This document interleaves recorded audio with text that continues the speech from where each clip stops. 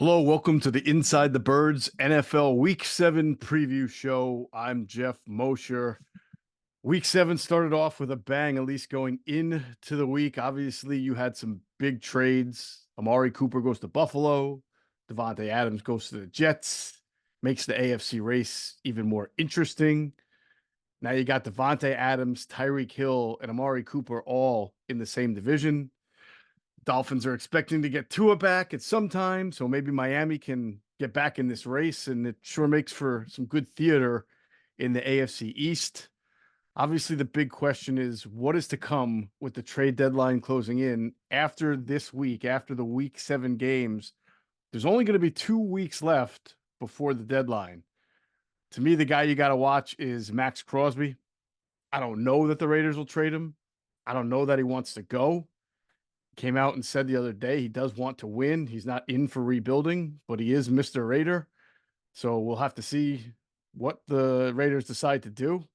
I think if you're the Raiders, as much of an ambassador as Crosby has been, as much as he's been that guy, Mr. Raider, embolizes everything that the Raiders stand for, the Raiders need a lot of help, and they need young talent and they need picks. So it would probably make sense for them to unload Max Crosby, especially after trading Devontae Adams. If it were to happen, Crosby could be the difference for a team winning a Super Bowl. You see the Lions just lost Aiden Hutchinson for the season. The Falcons badly need a pass rusher. The Vikings, Commanders, Cowboys, Eagles, Bucks, all of them could say that with Max Crosby, they would be a far better team and potentially a Super Bowl contender. So we'll see what the Raiders do. Myles Garrett, it's another name that you hear as you saw the Browns just traded Amari Cooper. I don't see the Browns in the same situation as I see the Raiders. The Browns won 11 games last year. They have a quarterback problem. They have good talent on the defensive side, and they have good talent elsewhere. We'll see what happens with Nick Chubb coming back, and they've got some offensive line talent.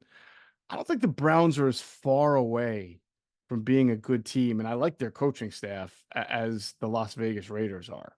So I don't know that they have to trade Myles Garrett or start any kind of fire sale.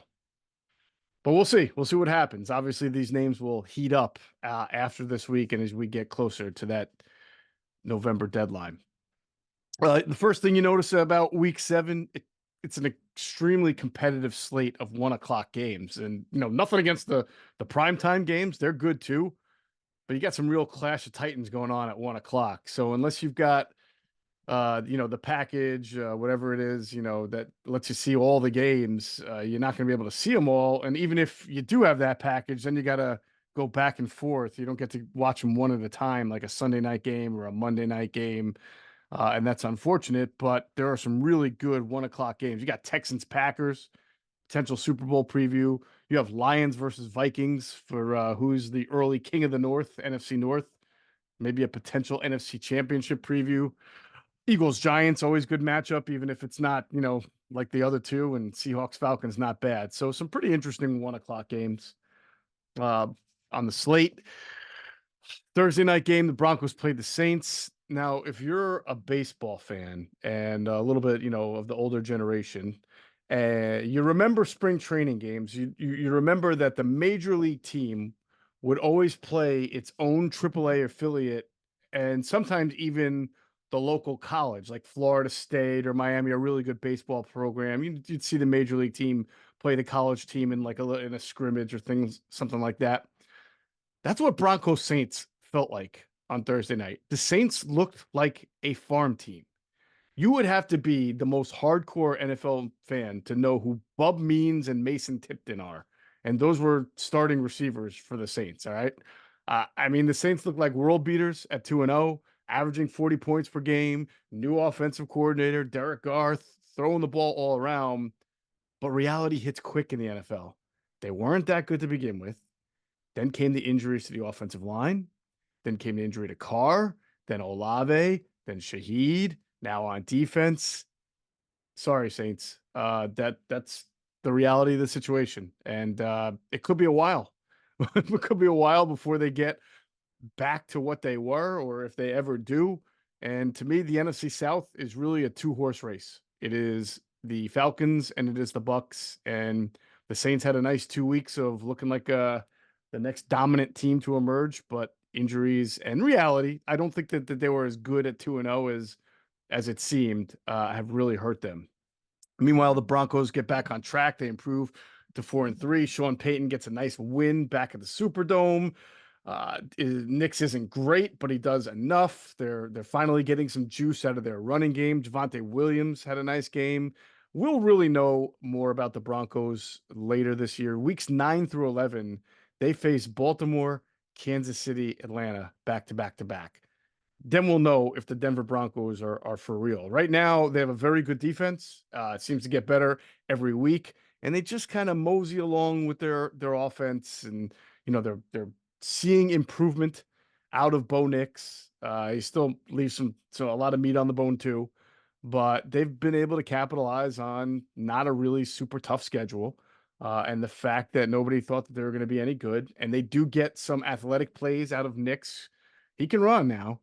He's not a concrete statue. He's not Drew Brees. He can get out of the pocket and put some rushing yards on, and they're doing just enough to win games. Do I see the Broncos as some major threat in the AFC West or for the one of the wild card spots? Not yet.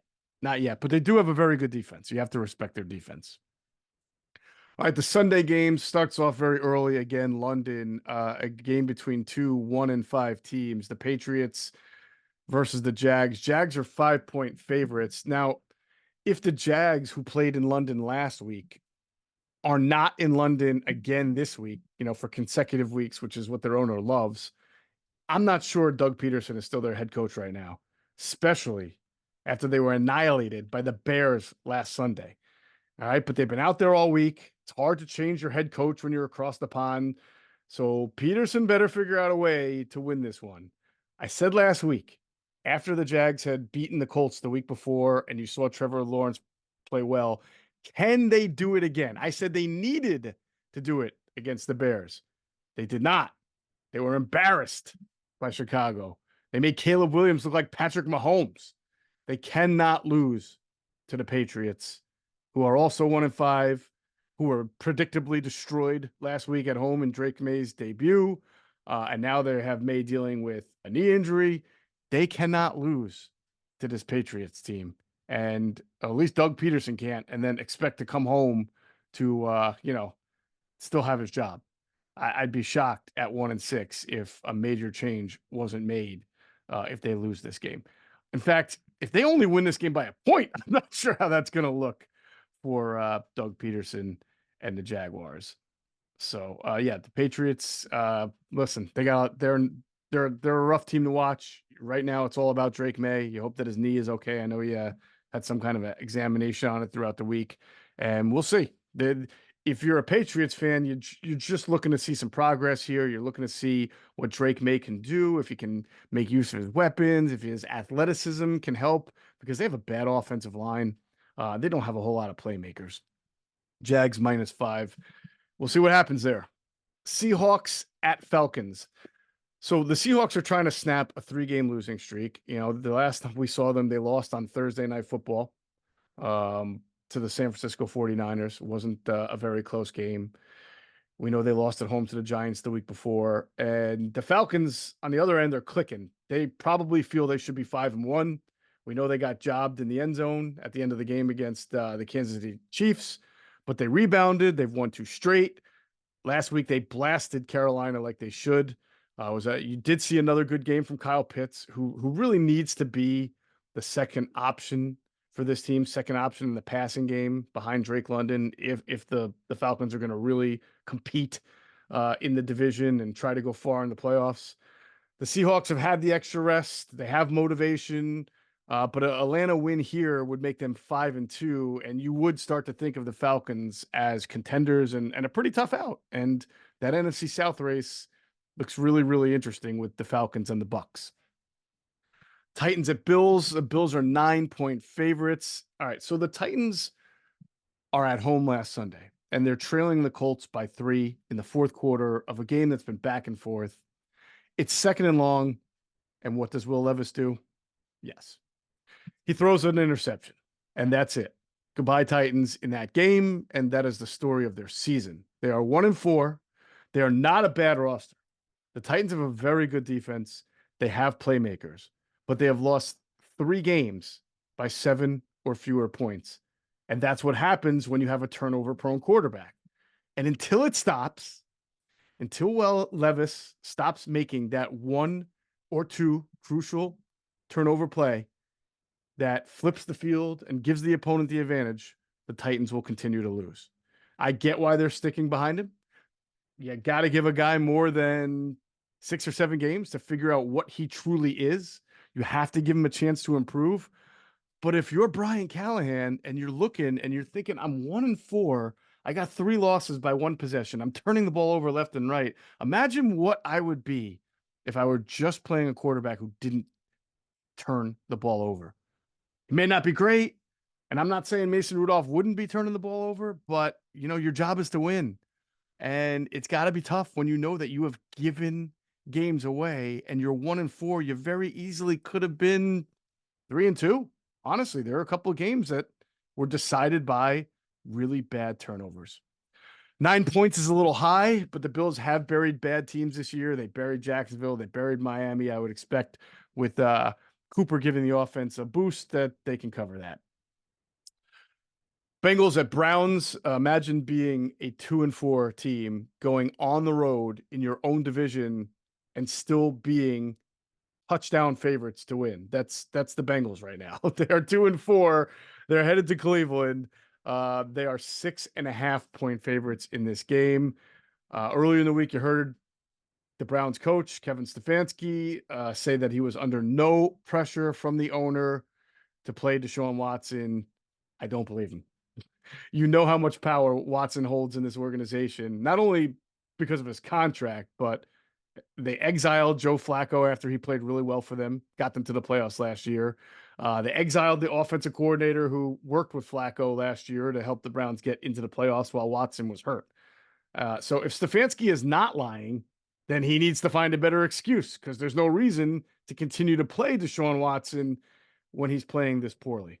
We'll see if Nick Chubb coming back does anything to help their offense. Obviously, losing Cooper. They have been an 11 personnel, a 3-wide team for most of the year so far, ever since they acquired Jerry Jeudy and had Jeudy and Cooper and Elijah Moore. Maybe now they go back to being more of a ground and pound 12 personnel, try to get the running game going with Chubb, who's not going to play the entire game, but you got Chubb, you got Foreman, you got Pierre Strong, you got Jerome Ford. I mean, I would imagine the Browns will try to deviate from what they've been doing here to try to go to a more ground-oriented offense, as long as their offensive line can hold up and get healthier. On the flip side, the offense is fine for the Bengals. Their defense is still a major question mark. I can't make much of them holding the Giants to 7 points last week. But the bottom line is the Bengals got to start stacking wins. They're 2-4. They have a division opponent, Baltimore, who's playing Tampa Bay on Sunday. They got another division opponent, the Steelers, playing the Jets. So things could get better quickly for the Bengals if they win this game, which they should, and they just got to start to stack wins. Right now, they're 2 games behind the Steelers and Bengals. The Steelers and Ravens. So they got to start making up some ground here. This would be the opportunity to do it. Texans, Packers in Green Bay. Packers 2.5-point favorites. Honestly, this should be a 4:00 game or a primetime game. I mean, this is a matchup between 2 of the best teams in the NFL and, potentially a Super Bowl preview. I said last week, Jordan Love needs to get right and that the turmoil that the Packers were having with their receivers needs to just settle out. So Love goes out and tosses 4 touchdowns against the Cardinals. Romeo Doubs, ironically, catches 2 of them. Dobbs, they got Christian Watson back. He came back and had a touchdown. So it feels like the Packers are starting to settle themselves out. I thought Jordan Love was playing a little bit recklessly. 4 touchdowns. Dobbs comes back. Offense is stabilized. They're getting better each week. They're 4-2. I see the Packers. I said this last week. I can see the Packers shifting here. And listen, they may not beat the Texans. That's okay. Play well. But I can see the Packers as we head to mid to late October and early November when the cold weather starts to favor them at Lambeau, I could see them really starting to hit their stride as they go along. But they got to get past the Texans, who got an easy and expected win against the Patriots in New England. They still don't have Nico Collins, but they did get Joe Mixon back. They are more well-rounded when they have Mixon. This is anyone's game. You're going to see some great quarterback play between Love and CJ Stroud. I tell you what, if the Texans win this and all that preseason AFC champion challenger hype to, all that discussion of maybe they can knock off the Chiefs and be that team to dethrone Patrick Mahomes, they'll be worthy of that accolade. If they win this game and go 5-1, I mean, they don't have a ton of great wins on their schedule, but this would be one. Packers win, and they'd be right there in the NFC race. And you, especially with the Lions losing Hutchinson, you would start to look at the Packers and say, all right, they're really starting to get on track. Dolphins at Colts. This is not a game for people who like offensive football. This is not a game for people who like clean play. I have been saying here for a while that the Dolphins must have felt that Tua would come back this year for them to really make no other moves at quarterback outside of bringing in Tyler Huntley. They did confirm earlier in the week that they expect Tua to come back. It won't be this week, so it'll be most likely another rough offensive game. But they are coming out of the bye. McDaniel, their coach, is an excellent schemer. You would think that the time off, he was able to do some soul searching, refreshing, figure out a way to get Tyreek Hill more involved in the offense, which is hard to say. I mean, this guy, the one guy who's never been hard to figure out a way to get the ball to is Tyreek Hill. And I get that with your backup quarterback, it's not easy, especially when you've had 3 different backup quarterbacks since Tua went out. But you got to get the ball to Tyreek Hill. You're one of the best schemers in the NFL, Mike McDaniel. You got to figure out a way to get your most explosive player the ball in short, intermediate, use him in the run game, do something because he's special and you have him there and he's going to get frustrated. So, and you need to win games. You can still get yourself back into this race because the Colts aren't that good. They live by the edge every week. So let's see if the Miami Dolphins can come out and second start for Huntley and just look a little more smoother offensively. Defensively, they've been pretty good this year. So all they need is a little bit of offense. As for the Colts, I can honestly tell you, I have zero clue what this team is or who they are. I really don't. They've won 2 straight games, thanks to Joe Flacco, but obviously they're going to go back to Anthony Richardson unless he's not healthy. It seems like he's healthy. It looks like he's going to play. If they can get to 4-3 with all the injuries and with all their offensive dysfunction this year, that's pretty good for the Colts. But really, it's only a good season for the Colts if Anthony Richardson develops. That is the key. He needs more time. He needs to get more involved as a passer, as a runner, as an offensive playmaker, needs to spread the ball around. Shane Steichen has to get Anthony Richardson developed, or else what's the season for? If Richardson gets hurt and Flacco comes in and they win 9, 10, 11 games, who knows? Is that really a successful season for the Colts, or do they just have to go back to the drawing board? That would be the question for them. Lions, Vikings.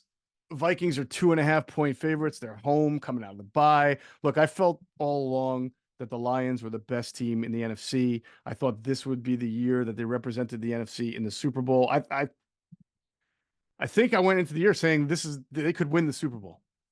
And they literally kicked the ass of the Cowboys all over the field last week. But losing Hutchinson hurts. There is no doubt about it. That is not going to be easy for them. They are not necessarily bursting with great pass rushers.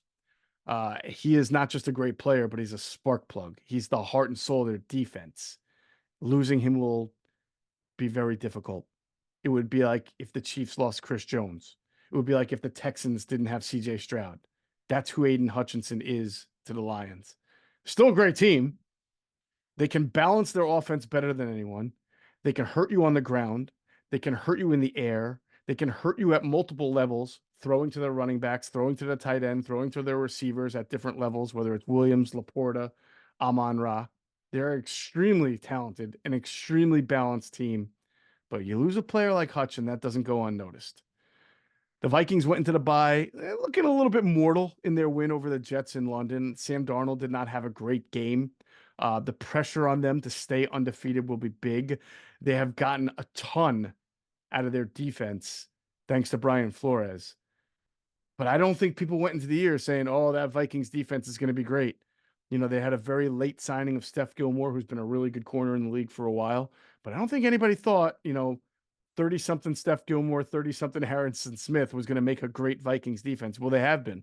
And Flores has been fantastic. And this will be difficult for the Lions, theoretically. But I like the Lions here.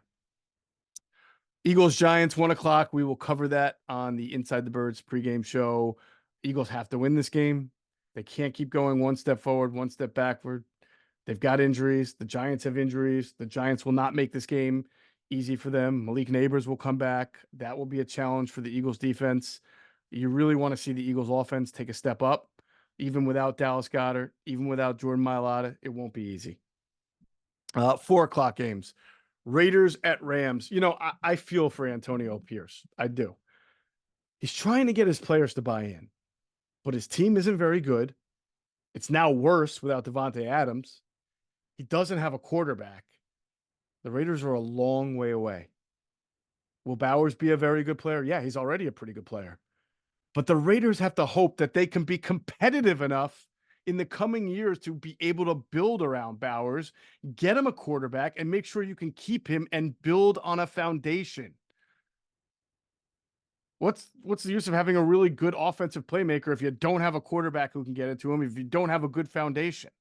You don't want them to just start to be good in Bowers' third or fourth year. He won't want to re-sign. He'll go somewhere else. The Raiders have a lot of work to do. They really need draft picks. They need to get younger. And I just think it's tough for Antonio Pierce to keep asking players to buy in when the Raiders are just not that good of a football team. Now, the Rams will get Cooper Kupp back. At least they're expecting. It sounds like they're going to have Kupp back. They're coming out of the bye. They are 1-4, and it's easy to bury them, but 3 of their 4 losses have come by 6 points or less. It's pretty good for a team that has had more injuries than anybody all year long. They fight hard. They very rarely get blown out. They gave the Packers a good game before the bye. I think they lost 24-19. They're just not talented enough to finish games because all their best players are hurt. But Cooper Kupp should help. And they need this win. This is a winnable game for them. If they want to turn their season around, if they think they can salvage it and make it a little bit of a 3-horse race in the NFC West between them, the Niners, maybe Seattle, then they've got to beat the Raiders. All right. And then you look at their schedule, they got the Vikings, Seattle, Miami, and New England before Philadelphia. So there are some winnable games in there as long as they keep getting healthy. Let's see if Blake Corum gets more involved in the offense. They started to use him a little more against the Packers. I mean, they have been riding Kyron Williams, who's not a very big guy, to a lot of workload. Corum had about, I think he played maybe 5 carries, had about 7 or 8 touches in that game against the Packers. Let's see if Corum gets more involved for the Rams as they look to get more playmakers in that offense. Panthers at Commanders. Commanders 7.5-point favorites. Look, I thought the Commanders would lose last week against the Ravens. I picked it. It's one of my picks. And I expected the Ravens to cover. They did, but that was an impressive performance regardless by the Commanders. They didn't play badly. They held their own. It was a 4-point game late in the third quarter, and then King Henry kind of took it to them. They're not a great defensive team, Washington, but they can score, and they should have a field day against this Panthers team. They should really get things going. Carolina got their Andy Dalton spark a couple of weeks ago against the Raiders, and they have been Carolina ever since. They get blown out last week by the Falcons by 18 points. It doesn't get any easier for them against this Commanders team. You wonder if their coach, Dave Canales, at some point goes back to Bryce Young just to see if the time off did anything. Did the coaching in that time off do anything? Did the observing from the sideline? Did the classroom sessions? Did the lack of pressure on Bryce Young to be a number one overall pick take anything off his shoulders? Can he play freely? Can he execute the offense? You might have to go back to Bryce Young as the Panthers continue to lose games here and get closer to having a top 3 pick, if not the number 1 pick, because there's going to be quarterbacks available in this year's draft. Ewers, Sanders, Gabriel, Howard, Cam. I mean, there's going to be 3 to 5 quarterbacks that probably emerge before it's all said and done who could be top 5 picks. And the Panthers need to know, do they forego that and build the roster and try to get another year out of Bryce Young? Or is it a lost cause? That's why I wonder at some point if you see Bryce Young back on the field as the Panthers continue to plummet. Chiefs at 49ers. I don't have a great feel for this one. 49ers are 1.5 point favorites at home. So that shows you if this game was in Kansas City, the Chiefs would probably be favorites. I don't think the Niners will be totally themselves and totally dominant until they get McCaffrey back, but they have improved over the last few weeks. They've got some extra rest coming off that Thursday night win over the Seahawks. They have had trouble getting over this Kansas City hijinks. Meanwhile, the Chiefs, they just keep winning, largely because of their defense. And we all know how good Andy Reid is coming off the bye. You almost have to go with the Chiefs here until they prove to you they're going to lose. But the game's in San Francisco, so it gives me a little bit more optimism that the Niners can win this game. Kittle has come back strong, getting a good running game as they always do with Mason or Garendo or whoever it is until C-Mac gets back. You're starting to see Brandon Ayuk heat up a little bit. It helps that even though the 49ers are not as strong defensively as they've been, the Chiefs just aren't what they've been offensively. And the bug continues to bite them. They're without Pacheco, without Rashee Rice. I mean, when your top receiver is Juju Smith-Schuster, you're kind of scraping by on offense. But hey, Chiefs are 5-0. They continue to win. They've got Andy. They've got Mahomes. They've got Kelsey. Should be a great game. But don't dismiss San Francisco here. It is hard to continue to be undefeated 7 weeks into a season. So the Chiefs have that they are battling as well. Sunday night game, you got the Jets at the Steelers. Now it looks like the Steelers are going to go to Russell Wilson. I don't really think it matters who starts a quarterback for the Steelers because they're just so limited offensively. They have an offensive coordinator, Arthur Smith, who's seemingly enjoying coaching to the offense's limitations. They can't throw the ball very well, and I don't think that Russ Wilson is going to throw the ball that much better than Justin Fields, maybe a little bit. But my last recollections of Russell Wilson in Denver was run on first down, run on second down, hope you get third and middle, and then only throw the ball if it's to an open receiver in the flat or over the middle. I haven't seen Russell Wilson drive the ball. I haven't seen him throw through tight windows in his time with the Broncos and even his last years with the Seahawks. So I'm not sure this Steelers passing game is going to see a whole lot more of an upgrade just because Russell Wilson is playing quarterback. They still don't really have a good playmaking option outside of Pickens.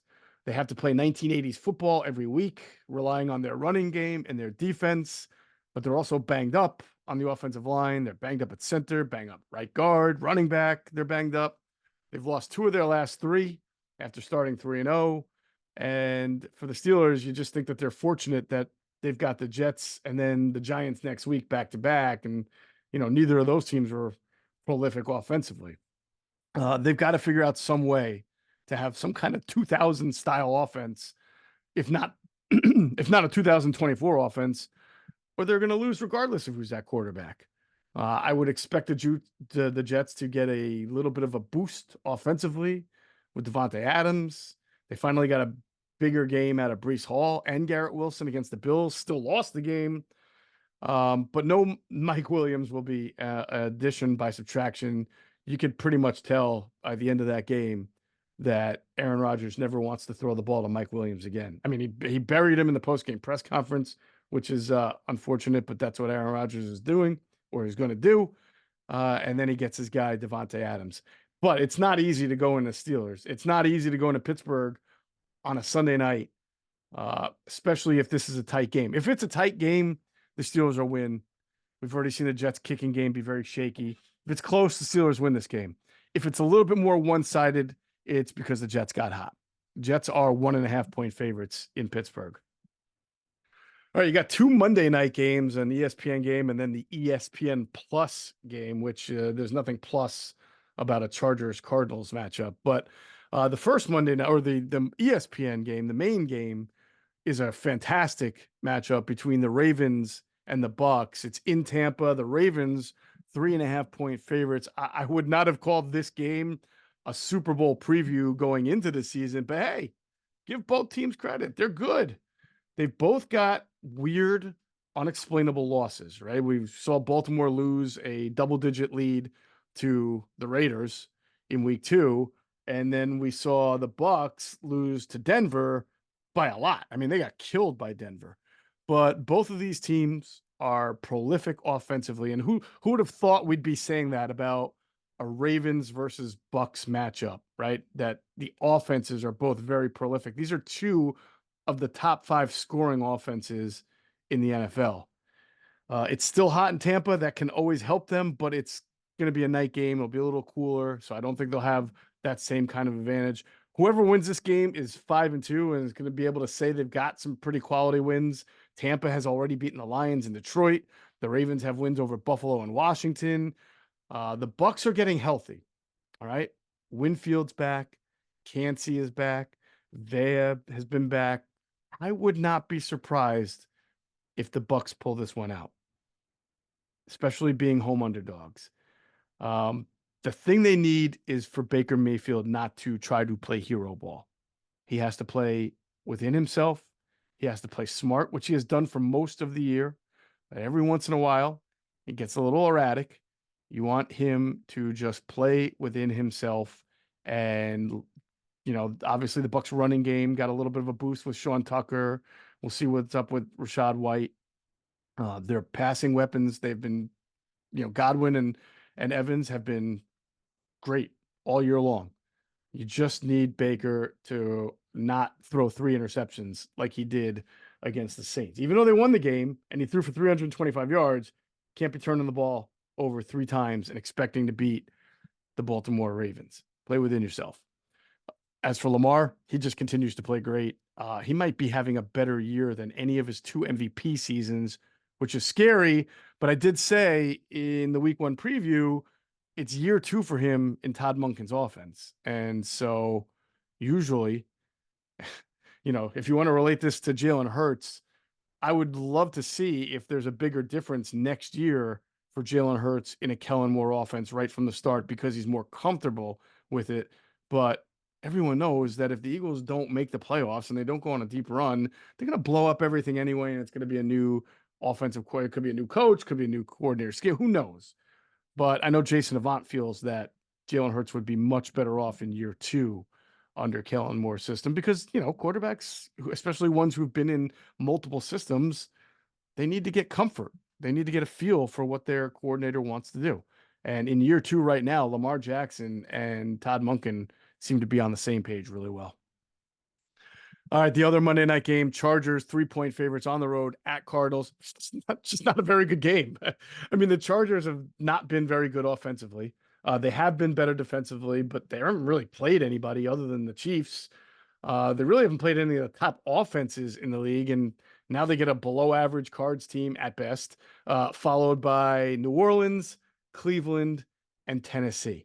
So the Chargers are 3-2, and they've got really winnable games here over the next 4 weeks. I mean, is it possible that they could be 7-2, 4 weeks from now? Maybe. And would you say that you still don't know who they really are? Very fair.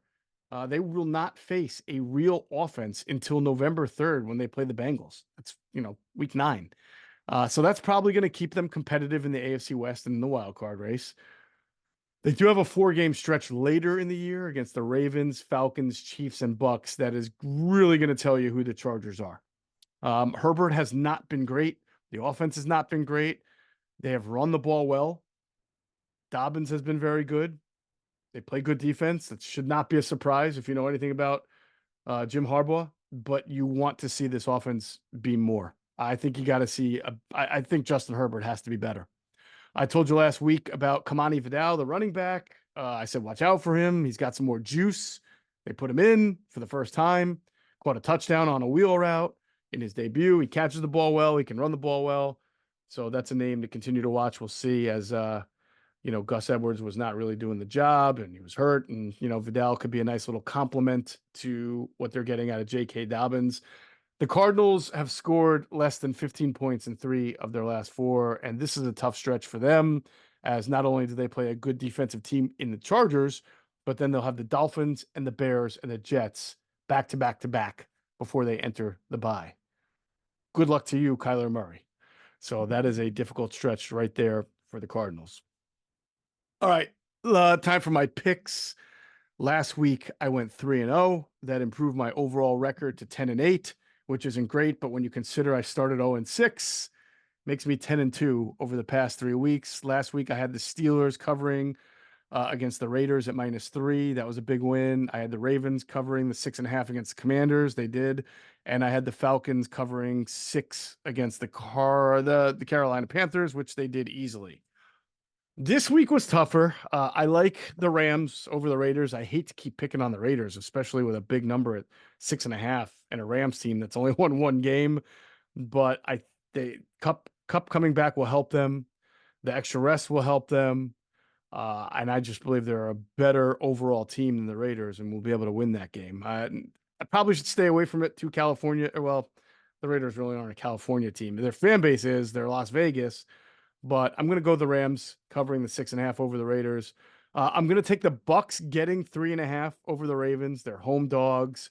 Again, I just think that if Baker plays within himself, this Ravens defense is really not what it used to be. It's not that good. Conversely, the Bucks defense getting a lot healthier over the last few weeks. And again, they're at home, so they're getting points. I'll take it. And lastly, I will take the Bengals. I try to avoid division games. They can be wacky. I generally stay away from both division games and teams on the road. But the Bengals 6.5 over the Browns, I just don't know how the Browns are going to score any points. Not that the Bengals are great defensively, but no Cooper, the way Deshaun Watson's playing. I don't know if Nick Chubb's going to come in and get the ball 20 to 25 times. And the Bengals really need to get this win. They have a lot more firepower. The Browns have a good defense, but I think the Bengals have just enough. They have enough on offense to be able to put enough points on the board to win this game by 6.5. So I'll take the Bengals there. Rams, Bucks, Bengals. Those are my picks. Happy football watching, everybody. We'll catch you next week.